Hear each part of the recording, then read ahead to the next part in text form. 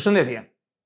Sot në këtë podcast unë kam nderin të kem një personazh të cilin ju e njihni, e keni parë dhe në ekrane të ndryshme në televizion, por ai përveç se është miku im, është edhe fqinji im.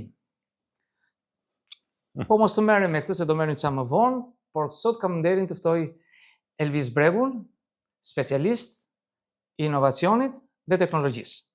Apo e doni teknologjisë dhe inovacionit? Si të doni e them? Nuk ka shumë rëndësi. Foni, faleminderit shumë për ftesën. Unë falenderoj që më erdhe. Me shumë vështirësi më erdhe. Sa kilometra ke bërë sot në natyrë? Shikos, unë sot kam kaluar një ditë shumë gjatë në fakt, sepse shtuna është dita ime e preferuar për daljet me biçikletë në natyrë. Edhe unë kam bërë rreth më pak se 100 kilometra nëpër kodrat edhe malet për rreth Tiranës. Le të themi 6 apo 7 orë me biçikletë, kështu që vetëm për faktin që të kisha premtuar që do vi sot këtu, sepse normalisht do ta kishim shtyr për një herë tjetër. Ç'lidhje ka biçikleta me punën që bën? Ja, po këtu është e bukur, nuk ka asnjë lloj lidhje dhe kjo është e mira, sepse puna që bëjmë është një punë shumë e bukur, por nga ana tjetër shumë e ngarkuar, shumë stresuese, kështu që është shumë mirë që her pas here sa herë që kemi mundësinë ta shkëpusim çik mendje, po edhe pse jo, edhe trupi ka të pjesën e vet. Sot ishte një ditë fantastike, në fakt e mrekullueshme, edhe ja vlente që të ishe në natyrë. Një nga ato pak ditë me ajër të pastër pas shiut. Ajo që unë duhet ta diskutojmë sot është një pyetje që është afër natyrës tuaj. Na udhëheq teknologjia apo ne si njerëz udhëheqim teknologjinë? Dhe kjo është pyetja bazë që unë duhet t'ju bëj. Ç'mendim ke? Unë në fakt jetën time profesionale ja kam përkushtuar totalisht teknologjisë. Domethënë që në krye të herës jam marrë gjithmonë me teknologji, me inovacion, me transformimin digjital, me projekte nga më të ndryshmet, edhe me thënë drejtën kam qenë shumë i zënë këto 25 vitet e fundit, a më shumë, dhe lidhja ime me teknologjinë është shumë e ngushtë. Domethënë unë gjykoj që teknologjia është diçka tashmë e pandashme nga njeriu, nga jeta, nga shoqëria, por nga ana tjetër, aq shumë sa e dua teknologjinë, aq shumë i sugjeroj gjithmonë të gjithëve që të gjejnë një balans midis përdorimit të teknologjisë edhe shkëputjes tek natyra, tek familja, tek koha e lirë, pse jo? Ajo që unë jam kurioztar të di është, a mund të quhet, të themi, celulari apo kompjuteri? Se celulari mund të jetë derivat i kompjuterit.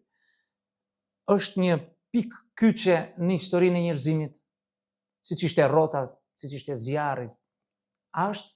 Po patjetër, unë gjykoj që është një nga ato pikat e mëdha të kthesës, shpika e telefonisë të lëvizshme dhe telefonit që ne mbajmë të gjithë me vete gjatë gjithë kohës. Pjesa kryesore dhe ndryshimi më i madh është tek fakti që tashmë ne kemi gjithmonë me vete. Ndryshe nga dikur komunikimi ishte i mundur, por ti komunikimin e bëje vetëm në kushte të caktuara, në momente të caktuara, pra në një shtëpi, në një postë apo në një Mos na kujtoj lajmëthirrjet në postë, aman ato orë të gjata. Unë e kam menduar shpesh në fakt se si ka ndryshuar jeta jonë nga ndër vite, edhe e mendoj këtë edhe për faktin sepse unë vetë kam qenë jo vetëm dëshmitar i këtyre zhvillimeve dhe këtyre hapave të ndryshëm teknologjik ndër vite, por unë aty kam gjetur edhe frymëzimin tim për të marrë me teknologjinë. Mbaj mend kur isha adoleshent, ndër të tjera unë kam pas një zakon në fakt. Që? Në familjen time i madh ka qenë ai që ka qenë gjithmonë shumë inovator, pra ai ishte e mundur në kohën e po themi monizmit, socializmit, edhe ai ka pas gjithmonë shumë vegla në shtëpi, po për mua si një fëmijë i vogël ato vegla ishin shumë tërheqëse. Dhe unë kam pas një zakon që veglat përveç se kisha shumë qejf që ti përdorja gjatë ditës, kisha shumë qejf edhe të mësoja se si funksionojnë gjërat. Dhe me thënë drejtën s'kam lënë gjë pa hapur dhe pa prishur kur isha i vogël. Fillon nga radio, televizora, telefona dhe të gjitha pajisjet apo pjesët rezervë që babai mbante, unë i kisha merak dhe i shkatroja. Dhe i mbyllje me sukses pastaj pasi hapi? Në shumicën e rasteve po ka pas dhe raste që ka patur dëme. Jo, kjo është e bukur dhe me thënë të drejtën, po e mendoja sot që mbase kjo është gjëja që ne bëjmë ndryshe me fëmijët tanë sot. Ne nuk i nxisim fëmijët tanë që të gabojnë apo të provojnë gjëra të ndryshme, sepse gjithmonë kemi frikë mos mos vriten, mos dëmtohen, ndërkohë që unë jam rritur me një familjeri tjetër. Unë kam pas zakon që t'i provoja të gjitha. Mbaj mend për shembull që babai ka patur shumë pjesë të vogla elektronike, po kur isha akoma pak më i vogël, unë kisha fiksim ato llampat e vogla. Nuk e di ai mban mend. Po. Edhe unë nuk e dija në atë kohë, se isha fëmijë i vogël, që ato donin transformatorin e vet. Mirë, po sigurisht duhet t'i provoja, edhe nuk kam lënë llampa djegur. Domethënë imate mban mend edhe sot si histori. Ndërkohë pastaj vite më vonë sigurisht kam eksperimentuar shumë. Dhurata më e bukur që kam marrë nga imat kur isha i vogël, më saktë adoleshent, ishte përtej biçikletës, që ka qenë dhurata ëndër. Bicikletën do vinte bicikletë. Nuk diskutoj, por dhurata më e bukur ka qenë një, po themi, një magnetofon hi-fi, ose një sistem, po themi që për atë kohë ishte sistemi më i avancuar i muzikës, një pasion tjetër ky imi. Dhe me atë unë arrita të bëja shumë gjëra. Ai kishte disa funksione që për atë kohë ishin shumë të reja, si për shembull 2 fisha të vogla hyrje, një për kufje, një për mikrofon, me cilën unë fillova të bëja sikur luaja me radio, bëja një kombinim me muzikën, me telefonin. Mbaj mend që kur isha pastaj pak më i rritur, kam provuar 1-2 herë të luaja dhe emisione radio me miqtë e mi në telefon. Me thënë drejtën, kanë dalë sa gjëra shumë të bukura. Por duke eksperimentuar, zbulova për shembull, se ma kujtove tani, që zbulova që nëse lidh një fish, sepse për shkak se babi kishte shumë vegla, unë që i vogël kam mësuar të saldoj shumë mirë dhe me havi në fakt. Po. Edhe mora një fish, sigurisht e preva me thik, gjëra që janë të paimagjinueshme sot në fakt. Edhe i lidha me një kabël, saldova ato fijet, edhe thash pse mos ta provoj një herë ta lidh, kisha të saltoporlante në shtëpi. Edhe provova ta lidhja me njërin nga ato, fusja tek muzika, dilte muzikë. Jo, shumë cilësore, po dilte. Ndërkohë thash ta provoj një herë dhe mikrofoni, e mbaj mend si tani. Dhe zbulova që ai magnetofoni im të lejonte që ti të bëje regjistrime. Në kaset në atë kohë diskutohet. Por unë s'kisha mikrofon dhe mu desh ta shpikja një mikrofon me këto mjetet rrethanore. Dhe sigurisht dilte një zë shumë metalik. Si ato zëra që tani dilte shumë i bukur. Dhe kam incizuar këngë, tani që më kujtove. Kam incizuar madje një album shumë të bukur, të cilin ja kam bërë dhuratë një shoku tim të ngushtë që ka vite që ka ikur në Itali. Ai pretendon që e ka akoma atë kasetën në fakt. Dhe do mundohem që ta gjej, por ishin këto hapat e parë, domethënë me teknologjinë, duke i ngacmuar, duke i prekur. Domethënë gjithë jetën tënde ke qenë Gjithë jetën time foni s'kam lënë gjë pa hapur, pa preshur edhe pa provuar. Edhe ç'më kujtove? Më kujtove babai kishte një gur që i thonin gur galen dhe bënte me një gjilpër, e lite me një tel dhe me kufje dëgjonim radion me atë gur galeni. Nuk e di çfarë është ai gur galeni, të tjerë njerëz nuk e din. Ishte një gjë që ishte tepër amatore me një antenë. Tjetër histori ajo. Kam dhe unë histori me këto me antena. Për shembull, herët në vitet 93-94, mos qofsh e gabuar, babai sjell një herë nga Greqia një telefon. Në atë kohë kanë qenë ato telefonat wireless, po kanë qenë ata siç janë edhe në për filma. Një telefon i madh që ti e merr, ja hap antenën dhe ata kishin një rrezë veprimi prej 1 apo 1.5 kilometra. Si radiot e atyre policave që kanë qenë pra por nëse këtë telefonin ti e përdorje në shtëpi ishte shumë komod. Në fakt ishte shumë modern, ishte i vjetër, shumë i vjetër si model, po ishte gjë pa parë për ne. Motorola atëherë. Po, Motorola ka qenë i pari, por ndërkohë unë kisha Sony, se ishte ai versioni që përdorej shumë më tepër, një i bardhë, shumë i bukur. Edhe zbulova që duke marrë me vete, duke luajtur me shokët e mi, zbulova që këtë telefonin mund ta çoja te shtëpia një shoku tim. Dhe në një periudhë që patëm problem me linjën telefonike, nuk e di për çfarë arsye, më duket kishte punime, një periudhë shumë e gjatë, rreth një vit e ca, në lagjen tonë s'kishte sinjal telefonik. Dhe çova këtë telefonin tek ai shoku dhe receptorin e mbaja te shtëpia. Dhe çfarë bëja? Ai më çonte një sinjal sa herë që nga familja ime merrte dikush tek shtëpia e tij dhe unë jepja këtë receptorin gjyshes që fliste me tezën time që ishte nga ana tjetër e telefonit. Hajde. Nuk ka qenë shumë e fortë.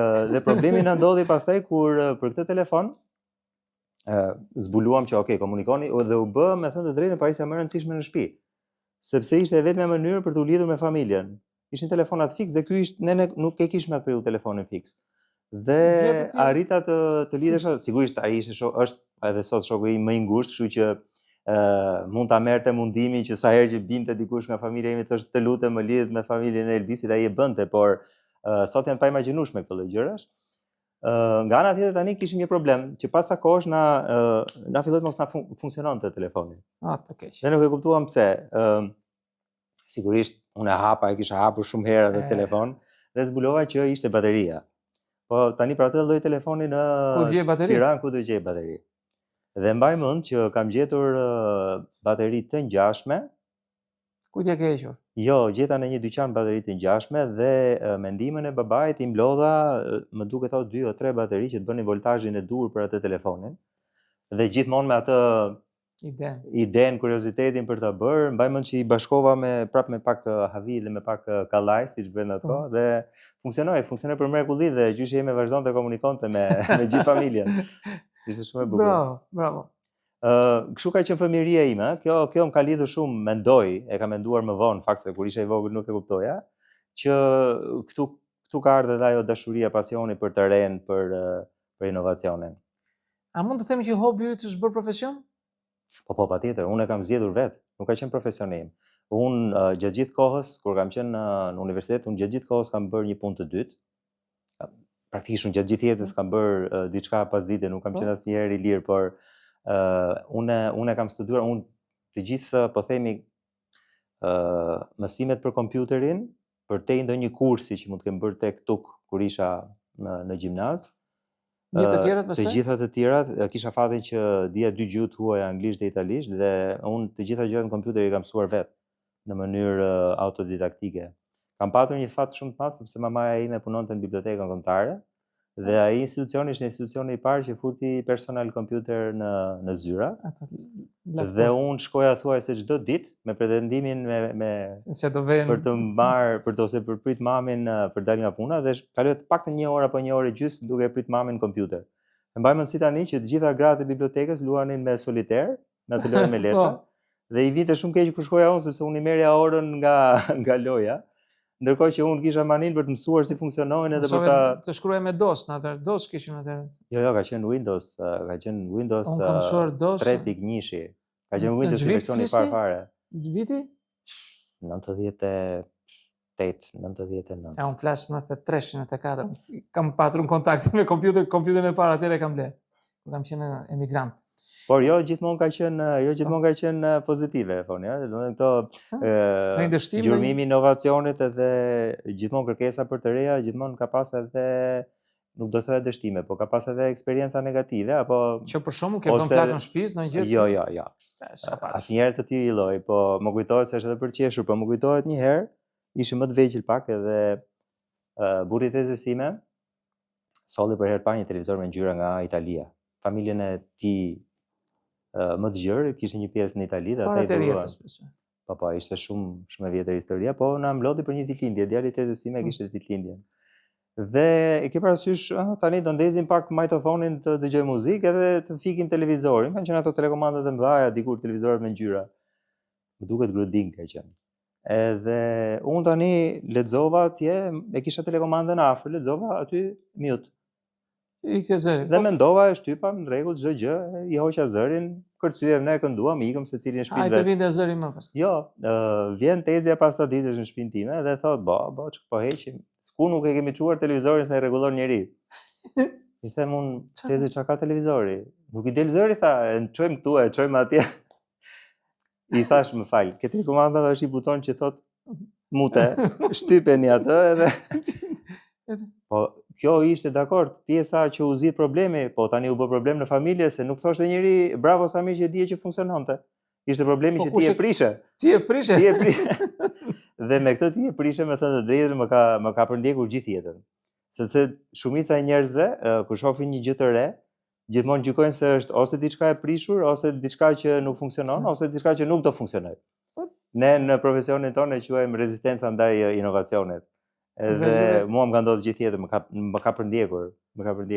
Je një përndjekur nga inovacioni. Jam. Po mirë, vim te kjo pyetje tjetër. Teknologjia po ecën përpara, po bëhet në mas. Tani edhe babai im që është 91 vjeç përdor celularin. Futet në YouTube, lexon gazetat, i bën këto. Po na tërheq aq shumë sa asnjë nuk e di se ku do të shkojmë. Nuk e di, unë nuk e di ku do të shkojmë. Flas për vete. Do ketë fund kjo, apo i kemi nisur një rrugë, një monopati që nuk dim ku do na çojë? Jemi futur një pylli pa deg, pa do mbasim, apo do na ndihmoj kjo për të gjetur veten tonë? Ose do ndryshoj natyra njerëzore nga teknologjia, apo ka ndryshuar ndoshta? Në fakt pak a shumë janë të gjitha të sakta, të gjitha këto pohime që ti bëre, thoni. Teknologjia prej shumë vitesh, nuk po flas për teknologjinë edhe e shekuj më parë, flasim për një zhvillim teknologjik i cili ka lidhje me teknologjinë e informacionit kryesisht në vitet e fundit, cilat kanë marrë hovë. E para është diçka që unë mendoj që nuk duhet stigmatizuar, sepse sot flitet shumë për rreziqet e teknologjisë, që sigurisht duhet folur dhe është gjë e mirë, por nga ana tjetër teknologjia është një gjë që vetëm zhvillim po sjell, ëh. Duhet ta kemi parasysh që zhvillimet më të mëdha sot po vinë nga teknologjia, sot. Me 10 vite tashmë. Na trëm. Është edhe, unë nuk do thoja për të trembur, po njerëzit të gjithë duhet ta kenë atë balancën si me çdo gjë tjetër. Ka një shprehje që thotë edhe uji nëse pi me tepri, ai të bën dëm. Kështu që si për çdo gjë tjetër, ne mirë është që të mbajmë një balancë, pra mirë është që të kontrollojmë veten, oraret, kohëzjatjen e përdorimit të teknologjisë. Nga ana tjetër, do thoja që në 4-5 vitet e fundit inteligjenca artificiale dhe hyrja e kësaj teknologjie kaq të avancuar në shpërndarje për publikun është një gjë e cila, me thënë të drejtën, shumicën e ekspertëve dhe shumicën e njerëzve që merren me teknologjinë e inovacionit, unë personalisht gjykoj që i ka kapur të papërgatitur. Jo sepse është diçka që ishte totalisht e panjohur, sepse ne në forumet tona, në punën tonë e njohim, kemi vite që e njohim, por mënyra se si u shpërhap e menjëhershme, mënyra se si u bë kaq e aksesueshme, falas në shumicën e rasteve, dhe pastaj sigurisht ka dhe platforma me pagesë, po që këto janë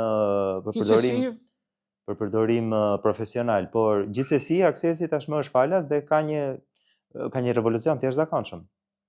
Njerëzit sot janë në gjendje të komunikojnë, të ndërveprojnë me inteligjencën artificiale dhe mbi të gjitha të gjejnë shumë më tepër informacione dhe shumë më tepër shpejt se sa që bëni më parë. Edhe më parë ti kishe mundësinë ta bëje një kërkim të avancuar, por duhet ishe pak më i përgatitur, ndërkohë që tani ti vetëm i flet me zë dhe ai të përgjigjet, ti mund të kërkosh çfarë do gjëje. Duhet të thënë që teknologjia po na krijon një komoditet për të fituar më shumë kohë. Patjetër. Është një mjet. Dhe këtë kohë çfarë ta bëjmë? Kjo është tema ime e preferuar, me thënë drejtën. Unë mendoj që koha nuk i mjafton asnjëherë njeriut. Ne gjithë kemi nevojë për më shumë kohë, siç e tham dhe në hyrjet e intervistës. Unë për vete di shumë mirë si ta shpenzoj kohën e lirë, keqja është që nuk kam më shumë. Kështu që jam i bindur që gjithë secili nga ne, nëse do të thonim, nëse do më shumë kohë, përgjigjja do jetë gjithmonë po, dhe nëse do të thonim si do preferoje ta shpenzoje kohën e lirë, prap një përgjigje e ka secili nga ne. Elviso, e di si është puna. Aty ku je ulur ti, ulen dhe jo vetëm njerëz të zgjuar, njerëz të mirë, njerëz që di nga teknologjia, nga arti, nga kultura, po ulen dhe njerëz të thjesht me një nivel arsimor jo aq të avancuar sa ju. Dhe shpesh i pyes çfarë bën me kohën tënde? Se marr vesh, nuk di. Kam kohë, si ç'a të bëj. Ju thoni më duhet më shumë kohë. Të tjerët e kanë me tepris dhe nuk dinë çfarë ta bëjnë.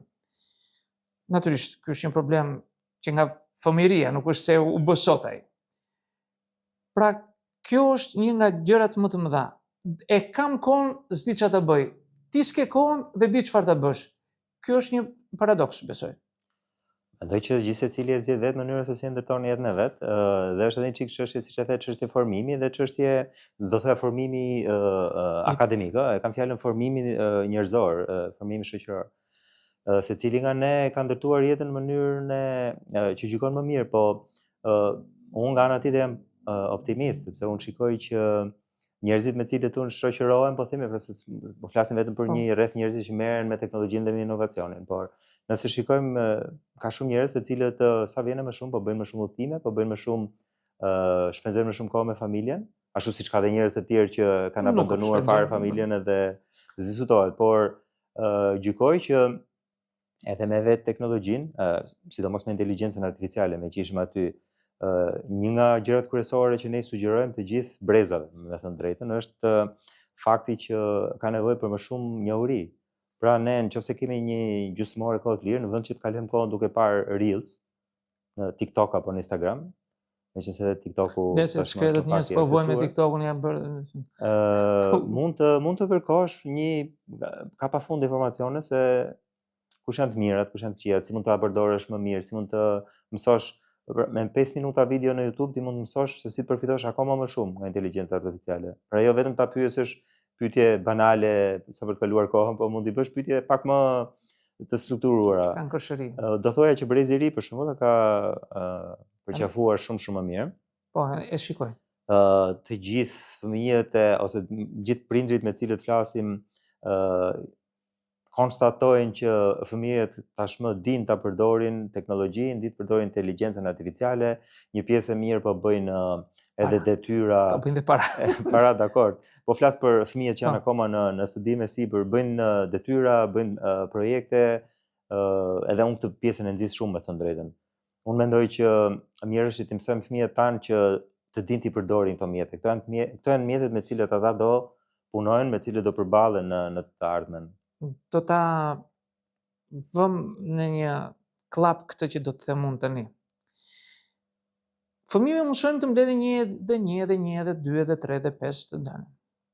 Dhe thot një fëmijë tjetër, pse duri unë të vrasë mendje të mbledh 1 edhe 2 edhe 3 edhe 5? Kur unë kam makinë llogarisë dhe pse duhet të ri të vrasë mendjen? A duhet të ushtrojmë kësaj gjëje të bëjnë në mënyrë mekanike të mësojnë këto apo direkt me që kemi teknologji? Me që prandaj po ju pyes. Jo, mendoj që ky është një nga rreziqet. Pra, rreziku më i madh që i ka noset njerëzimi sot nga teknologjia është fakti që sa më shumë po e përdorim teknologjinë, aq më shumë po bëhemi të varur ndaj saj. Dhe për brezat e rinj është që sa më shumë brezat e rinj po e përdorin, aq më pak njohuri po marrin nga njohuri tradicionale. Brezi ynë ka qenë shumë e fat. Brezi ynë është brezi i fundit ose edhe për ata që na shikojnë. Brezi unik. E di çfarë specifike ka brezi ynë? Që ne kemi lindur dhe jemi rritur të vegjël në një botë analoge, pra teknologjia ishte gjithçka analoge. U futëm në fazat e para të teknologjisë kur ishim në adoleshencë dhe tani jemi në edhe digitalizimit dhe tani po përjetojmë bumin e madh të inteligjencës artificiale. Asnjë brez pas nesh nuk i ka të treja. Ky për ne ka qenë një avantazh shumë i madh, sepse ne kemi parë gjërat si funksionojnë fizikisht, kemi parë gjërat se si rregullohen duke i prekur mekanikisht apo duke i kuptuar funksionin mekanik dhe elektrik, dhe ndërkohë më vonë kemi kuptuar se si funksionojnë fazat e tjera. Do t'jap një shembull. Nëse një fëmijë sot i tregon një celular, ai di të thotë çfarë është, po ai nuk di të ta shpjegoj fare se si funksionon. Nuk e ka fare të qartë konceptin që vetë fjala telefon ka të bëjë me telin.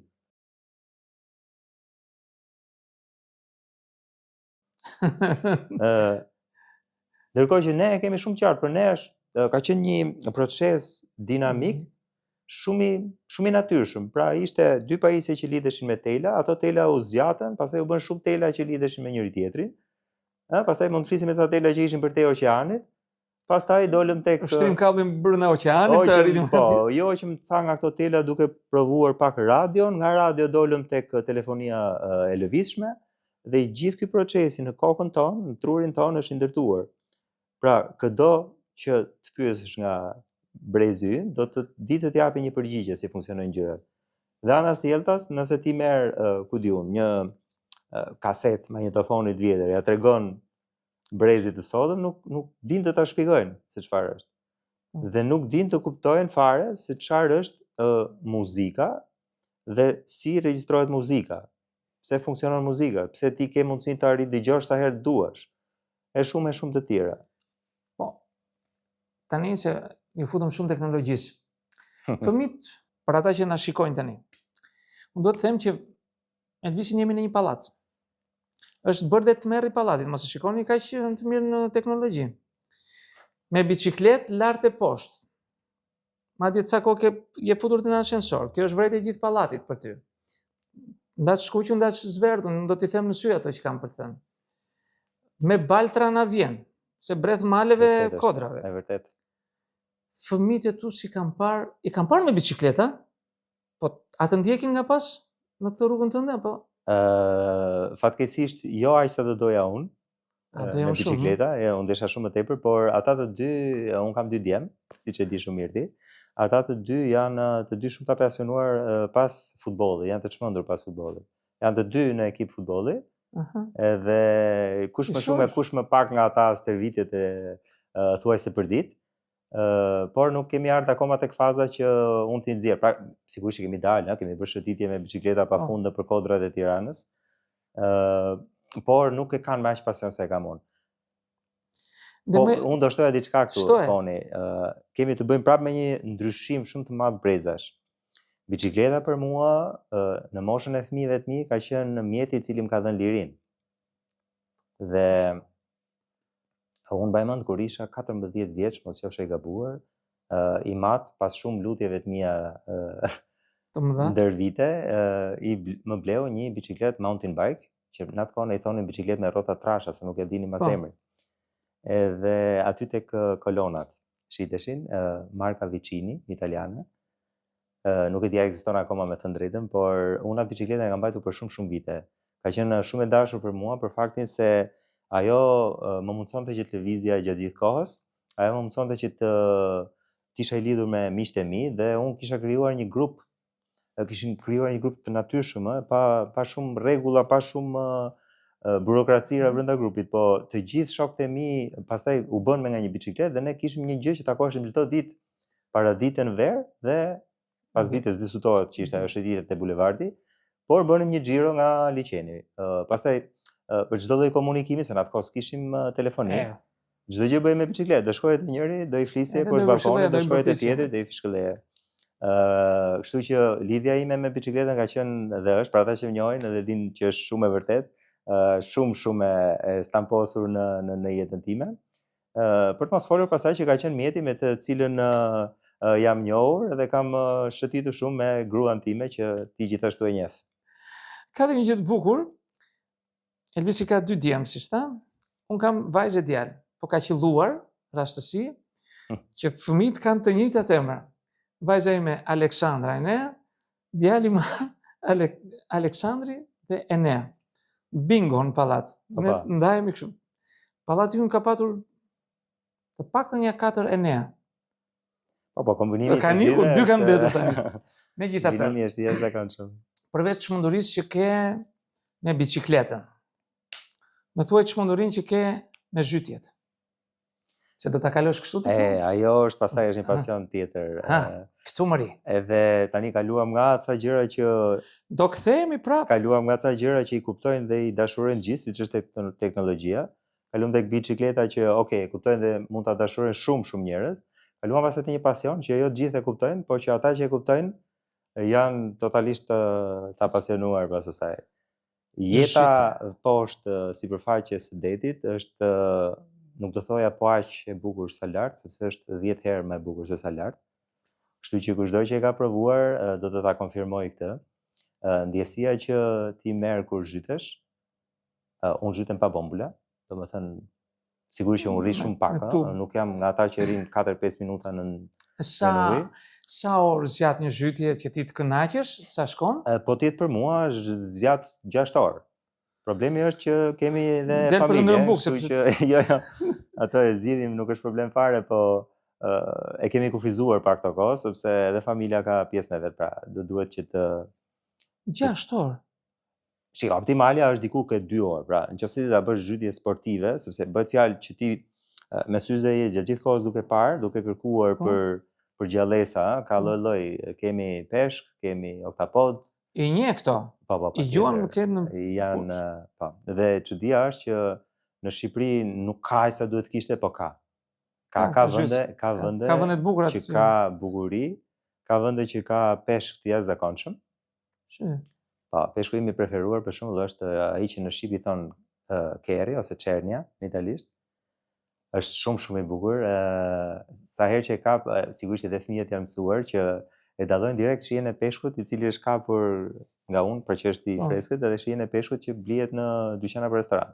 Ç'na kujton Dhe një motiv shumë i madh pse unë vazhdoj e bëj është edhe fakti që sa herë që ne shkojmë me pushime, sepse duhet thënë edhe kjo që kushtet e punës. Ku shiteni në kë det apo në në Shqipëri gjithmonë. Besoj Vlorën e ke kështu. Po, Vlorën po gjithmonë përtej llogaras, foni është akoma më bukur. Do flasim një herë tjetër se ne deri ngolem vëm. Nëse kthehemi përsëri te teknologjia. Teknologjia të ka ndihmuar për ta bërë më të bukur ditën tënde apo të shkthyer edhe si një mak tash që duhet ta bëj, ndjen varësi, gruaja të thot po ngele me kompjuter në dorë, ngele me celular në dorë, na mbyte. I dëgjojmë këtë tash, mos themi ankohet.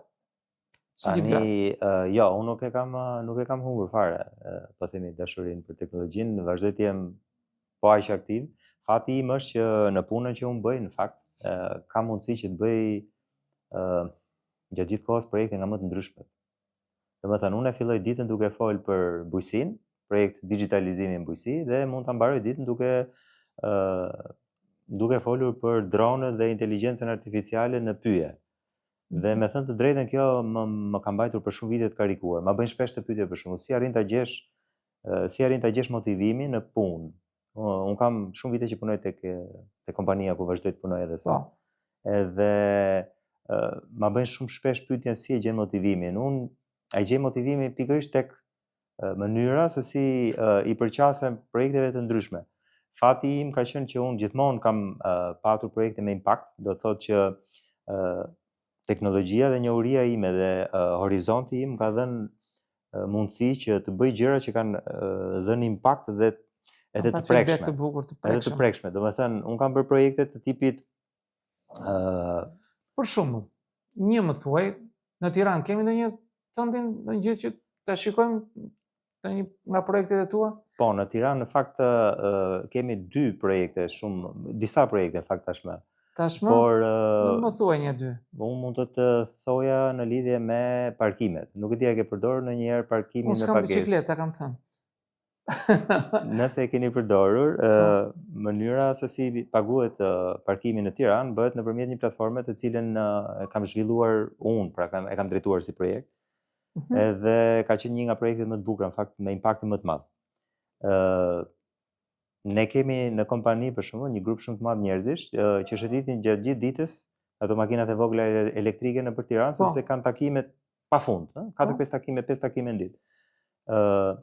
Dhe ata janë njerëzit që më kanë falendëruar më shumë nga gjithë.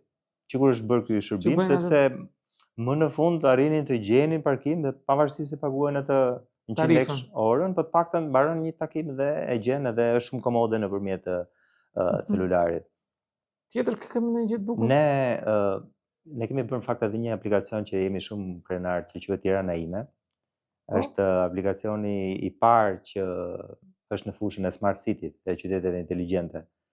Aty prej shumë vitesh tashmë qytetari mund të gjejë shumë informacione për qytetin, përfshirë trafikun, kamera në kohë reale, informacion në kohë real për aktivitetet, për turizmin, për pikat e interesit, për çdo informacion, për parqe, lulishte, shkolla, por më e rëndësishme dhe më e përdorur është një funksion që ka të bëjë me raportimet. Pra, nëse ti ke një problem në qytetin, në lagjen ku banon, edhe do të angazhosh bashkinë për zgjidhjen e këtij problemi, është shumë komode, nëpërmjet këtij aplikacioni e shkruan atje dhe kërkesa jote bashkë me përshkrimin, po me ndonjë foto apo qoftë edhe një video të shkurtër ti mund ta dërgosh dhe shkon direkt në zyrën qendrore të informacionit të Bashkisë në Tiranë, ku ne i kemi krijuar aty edhe një modul menaxhimi. Pra ata pastaj fillojnë ndajnë sipas departamente, sipas institucioneve, derisa arrin të gjejnë një zgjidhje, sigurisht që matet koha dhe mundohet që çdo gjë të bëhet brenda një kohe të shkurtër dhe qytetari të marrë përgjigje, dhe kjo për nuk e di, për 7 vitet e fundit, mos qofsh e gabuar, ka kaluar rreth 60.000 raportime, të cilave është kthyer një për një përgjigje. Kështu që ka qenë shumë e suksesshme. Nuk e di. Të them dhe një gjë tjetër që ti nuk e di, po unë e kam me shumë qef. Ma thuaj. Është ne kemi punuar shumë me piramidën e Tiranës, për digitalizimin e piramidës Tiranës. Jo më shumë se sa një muaj më parë dhe thoja, ne kemi nxjerrë aty 2 shërbime shumë interesante digitale që ti ftoj ti shikosh. Njëri është aplikacioni i dedikuar i piramidës, Piramida Ime app. Që çfarë shikojmë aty? Ti mund të shikosh çdo gjë që zhvillohet brenda piramidës, sepse për aktivitetet.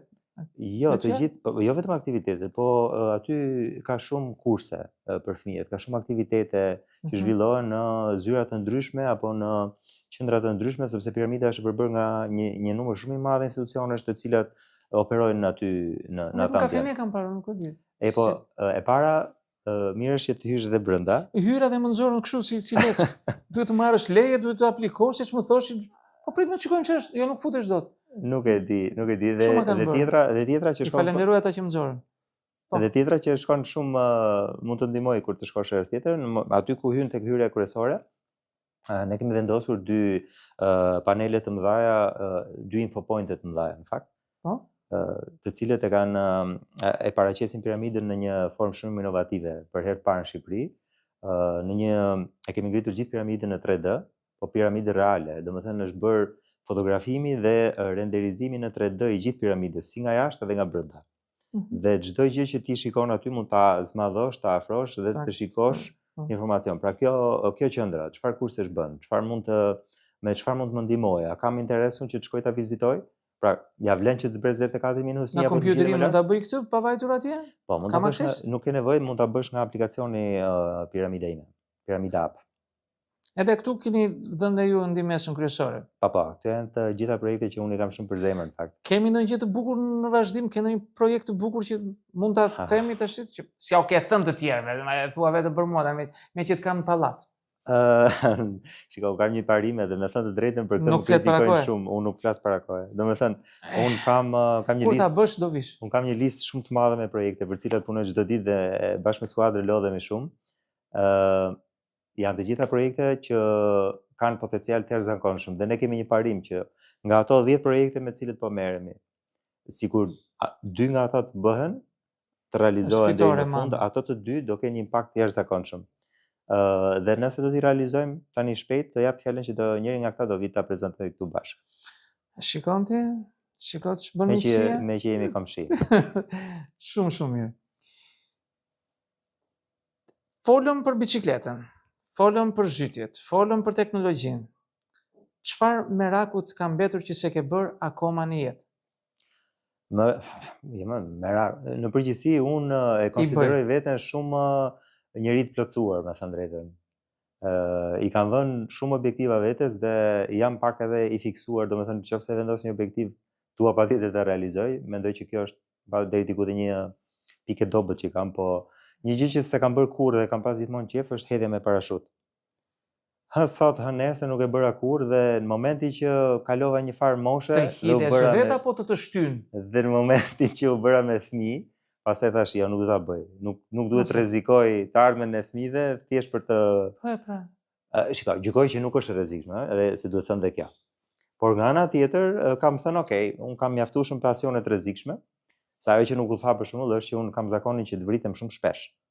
Ata që më janë pranë e dinë së bashku. Kështu që un arrita gjej mënyrën për të dëmtuar në çfarë lloj rasti.